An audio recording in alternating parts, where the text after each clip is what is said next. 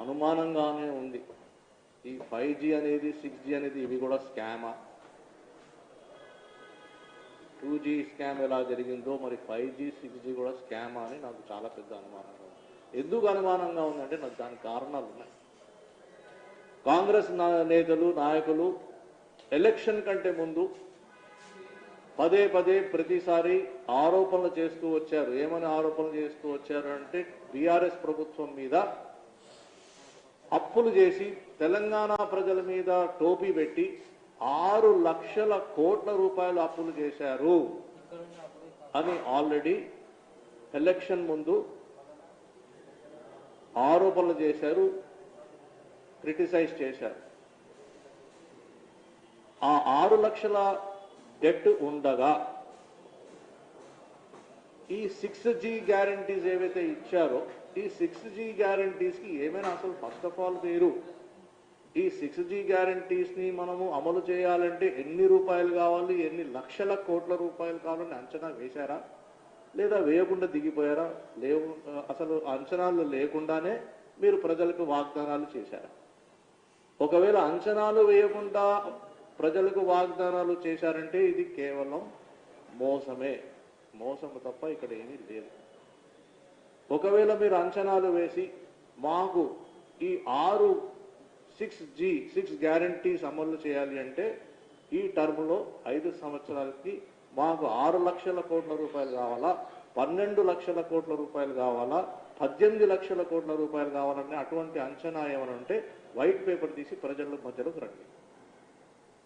మీరు చిత్తశుద్ధి ఉంటే మీకు, if you are sincere, please come out with the white paper and tell what is the total money that you require to fulfill the 6 guarantees that you are talking about in these 5 years. Do you have any idea? Do you have any idea?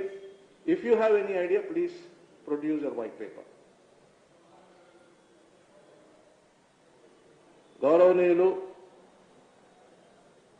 ముఖ్యమంత్రి గారు రేవంత్ రెడ్డి గారు అపోజిషన్లో ఉన్నప్పుడు, election కంటే ముందు ఉన్నప్పుడు, election run-up canvassing చేసేటప్పుడు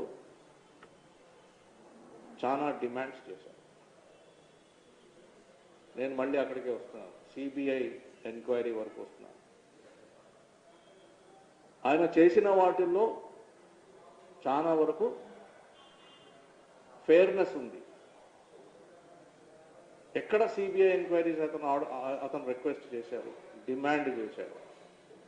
pre ఎలక్షన్స్లో నయీం కేసులో, నక్సలైట్ నయీం కేసులో ఏమి జరిగింది, ఆయన ఆస్తులన్నీ ఎక్కడున్నాయి, 1000 కోట్ల ఆస్తులు ఎక్కడున్నాయి, ఇప్పుడు ఆ డబ్బులు ఎక్కడున్నాయి, 1000 ఎకరాల భూములు, ఆయన కబ్జా చేసిన భూములు ఎక్కడున్నాయి, అతను సేకరించిన AK-47 అది 100 కావచ్చు 1000 కావచ్చు మనకు తెలియదు, ఆ AK-47 వెపన్స్ ఎవరి దగ్గర ఉన్నాయి అని డిమాండ్ చేశారు.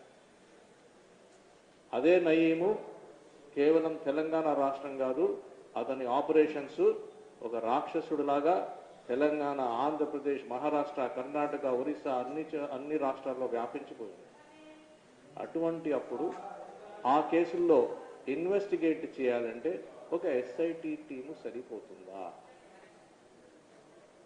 అది సిబిఐ ఎంక్వైరీ చేయాలి. దేశమంతటా వ్యాపించిన ఇటువంటి కేసుల్లో, ఒక రౌడీ కేసుల్లో, వెపన్స్ వాడి జనాల్ని చంపేసి ఎక్స్టార్షన్ చేసిన కేసుల్లో, అటువంటి కేసుల్లో 5-6 రాష్ట్రాలు వ్యాపించిన కేసుల్లో సిబిఐ ఎంక్వైరీ జరగాలి కదా. దాంట్లో అడగడం తప్పులేదు కదా. అడిగారు, రేవంత్ రెడ్డి గారు అడిగారు, అది కరెక్టే. మరి ఇప్పుడు ఆయన ముఖ్యమంత్రి, సిబిఐ ఎంక్వైరీ వేయిస్తారా, అడుగుతారా? వేచి చూడాలి. ఎందుకంటే దీంట్లో వేలాది కోట్ల నగదు క్యాషే కాకుండా వేలాది ఎకరాల భూములు కూడా కబ్జాలో ఉన్నాయి. అవన్నీ ఎక్కడ ఉన్నాయి? ఎవరు ఆ 1000 ఎకరాల భూములని ఇప్పుడు ఎవరు స్వాధీనంలో ఉన్నాయి? ఎవరు ఎంజాయ్ చేస్తున్నారు ఆ భూములని? అదేవిధంగా చూస్తే మరి కాళేశ్వరం లిఫ్ట్ ఇరిగేషన్ ప్రాజెక్టు వరకు వస్తే, ఏ రోజైతే మేడిగడ్డ ఇన్సిడెంట్ జరిగిందో ఆ రోజు మొట్టమొదట నేనే అక్కడ పరిగెత్తి వెళ్ళాను. అదే సమయంలో ఇప్పుడు మంత్రి గారు శ్రీధర్ బాబు గారు కూడా అక్కడికి వెళ్ళారు. ఈ మధ్య కాలంలో ప్రభుత్వం ఏర్పాటు చేసిన తర్వాత హెలికాప్టర్లో మంత్రులు కూడా పోయి చూసి వచ్చారు. సరే, ఏ రోజైతే జరిగిందో ఆ రోజే తేల్చి చెప్పేశారు రేవంత్ రెడ్డి గారు, కాంగ్రెస్ లీడర్లంతా, ఇది చాలా పెద్ద స్కాము. 36,000 కోట్ల రూపాయలతోని ఏర్పాటు చేయవలసిన ఈ కాళేశ్వరం ప్రాజెక్టు డిజైను రీడిజైన్ అని స్వయం ముఖ్యమంత్రి కేసీఆర్ గారే అసెంబ్లీ ఫ్లోర్ మీద నేనే డిజైన్ చేశానని ఎన్నోసార్లు చెప్తున్నారు అని రేవంత్ రెడ్డి గారు కూడా చెప్పారు.